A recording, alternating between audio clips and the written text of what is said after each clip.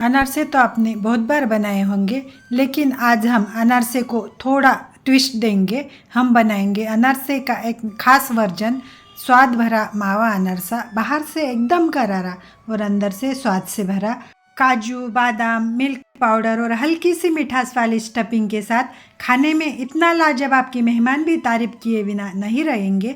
तो चलिए शुरू करते हैं अनोखा और मज़ेदार प्रयोग। हेलो फ्रेंड्स, मैं सुनीता, मेरे यूट्यूब चैनल पर आपका बहुत बहुत स्वागत है। आइए वीडियो शुरू करते हैं। सबसे पहले हम अनारसे का आटा रेडी करते हैं। अनारसे का आटा बनाने के लिए मैंने यहाँ पर लिए है 2 गिलास चावल। यह करीब करीब 500 ग्राम है। चावल को हम गिलास से गिन के लेंगे तो शक्कर डालने को आसानी जाती है। कोई भी इस तरह के जाड़े और हल्के वाले चावल ले सकते हैं। मैंने हर तरह के चावल से अनारसे बना के देखे हैं, पर इस तरह के गावरानी जाड़े वाले चावल से बहुत ही बढ़िया अनारसे बनते हैं।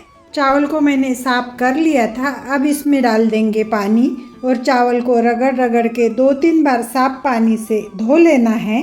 अनारसे का आटा बनाने के लिए चावल को 3 दिन तक पानी में भिगो कर रखना है, लेकिन रोज़ पानी बदलना है। यहाँ पर चावल को मैंने साफ पानी से 2-3 बार धो लिया है। अब इसमें 3-4 गिलास पानी डाल के इसको ढक के भिगने को रख देना है। दूसरे दिन चावल का पानी निकाल कर दूसरा पानी डाल देना है और फिर से ढक के चावल को रख देंगे। तीसरे दिन भी चावल का पानी निकाल लेना है और दूसरा पानी डाल के चावल को ढक के रख देना है। चौथे दिन चावल को एक बार पानी से धो लेना है और अब चावल को चालनी में निकाल कर चावल का पानी झरने देना है। 10-15 मिनट में पानी झर जाएगा तो चावल को एक कॉटन के कपड़े पर डाल देना है और इस तरह हाथ से पूरे कपड़े पर इसको फैला देना है।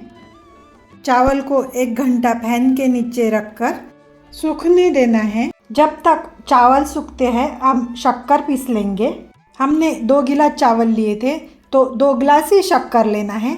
शक्कर भी इस तरह की थोड़ी सफ़ेद देख के लेना है तो अनारसे सफ़ेद बनते हैं। शक्कर को पीस के रख लेना है।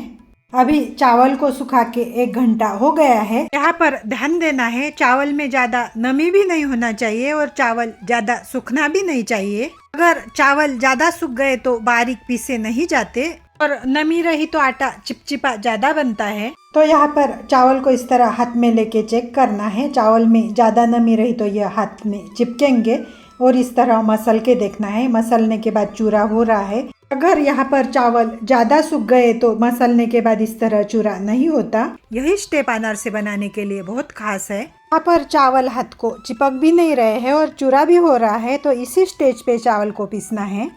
अब चावल को थोड़े थोड़े करके मिक्सर के पॉट में डाल देना है और ढक्कन बंद करके एकदम बारीक पीसना है। अनारसे बनाने के लिए चावल का आटा बहुत ही बारीक पीसे वाला होना चाहिए।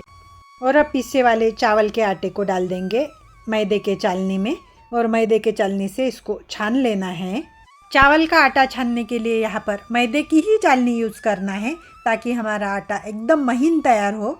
यह चालनी के ऊपर बचे वाली चूरी को फिर से पॉट में डाल देंगे और बाकी चावल डाल के इसको फिर से पीस लेना है।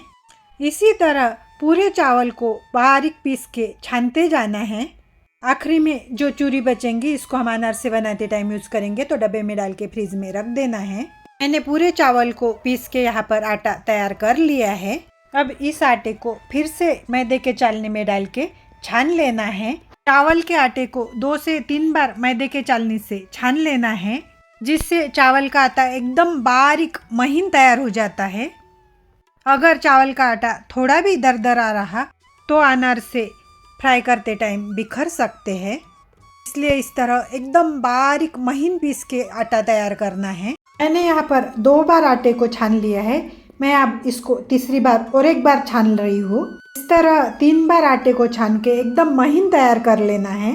यहाँ पर मैंने चावल के आटे को 3 बार मैदे के चालनी से छाना है, तो आप देख सकते हैं एकदम बारीक महीन आटा पीस के तैयार हो गया है। अनारसे की यही खास टिप है कि अनारसे बनाने के लिए इस तरह का एकदम बारीक आटा तैयार करना है। इस तरह बारीक आटा तैयार करने से फ्राई करते टाइम अनारसे बिल्कुल भी बिखरते नहीं हैं। ऊपर जो चूरी बची थी इसको एक डब्बे में डाल के ढक के फ्रिज में रख देना है। जब अनारसे बनाएंगे तो इसको यूज करेंगे। अब हम इसमें डाल देंगे शक्कर। मैंने 2 ग्लास शक्कर पीस के रखी थी। शक्कर को भी छान के लेना है और शक्कर को चावल के आटे में मिक्स कर लेना है। इसको हाथ से अच्छे से मिक्स कर लेना है। अभी इसमें दूध या पानी कुछ भी नहीं डालना है।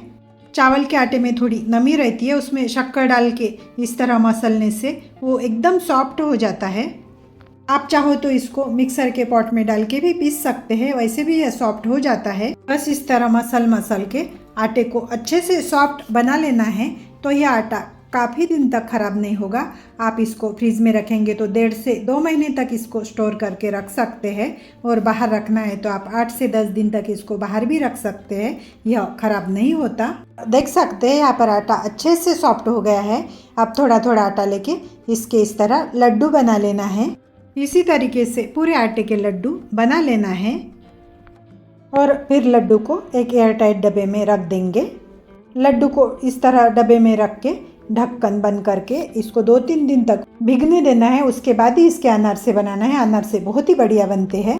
आज हम अनारसे बनाएंगे तो जैसे कि मैंने पहले कहा है कि हम इसको थोड़ा ट्विस्ट देंगे। आज हम स्टफिंग भर के अनारसे बनाएंगे। तो पहले स्टफिंग तैयार करते हैं। थोड़े से लेना है काजू, थोड़ी बादाम और इसको दरदरा पीस लेना है। और अब इसमें डाल देंगे 2 पाउच मिल्क पाउडर। यहाँ पर आप खोया भी डाल सकते हैं। मिल्क पाउडर डालने से यह जल्दी खराब नहीं होते। 2 छोटे चम्मच डाल देंगे पिसी वाली शक्कर। अनारसे का आटा मीठा होता है तो शक्कर थोड़ी ही डालना है।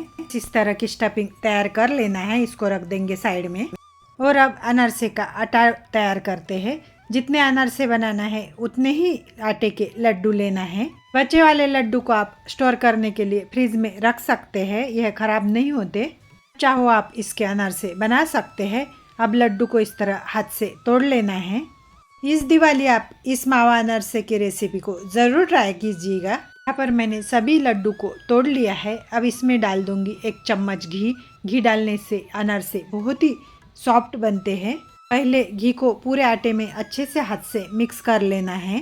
घी को अच्छे से मिक्स करने के बाद इसमें थोड़ा थोड़ा दूध डाल के इसका आटा लगाना है। तो पहले हम 2 चम्मच ही दूध डालेंगे और दूध को आटे में मिक्स करना है। थोड़ा थोड़ा दूध डाल के ही अनारसे का आटा लगाना है। यहाँ पर मुझे थोड़ा दूध कम लग रहा है तो मैं 2 चम्मच दूध और डाल रही हूँ। और अब इसका टाइट आटा लगाना है। अनारसे का आटा जब नरम हो गया तो अनारसे के ऊपर इतनी अच्छे से जाली नहीं आती, इसलिए अनारसे का आटा थोड़ा टाइट ही लगाना है। बस इस तरह टाइट आटा लगा लिया है।